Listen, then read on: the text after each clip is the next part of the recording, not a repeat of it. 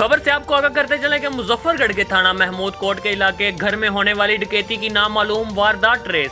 7 मुल्जमान गिरफ्तार। लूटा गया माल नकद रकम 1,60,000, 4 तोला तुलाई जेवरात, मालियत 4 लाख और दीगर सामान, नाजायज असला और वारदात में इस्तेमाल होने वाली गाड़ी और मोटरसाइकिल भी बरामद।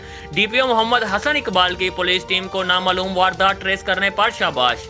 मुजफ्फरगढ़ में गुज़श्ता माह थाना महमूद कोट के इलाके मौजू पनवार शमाली के एक घर में होने वाली डकैती की वारदात, जिसमें 11 नामालूम मुल्ज़मान ने घर में घुसकर असला के जोर पर लाखों रुपए का सामान नकद रकम उठाकर फरार हो गए थे।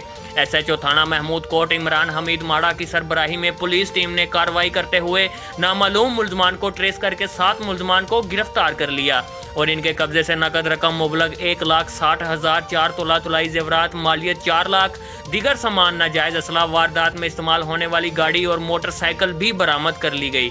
DPO मोहम्मद हसन इकबाल ने पुलिस टीम को शाबाश दी।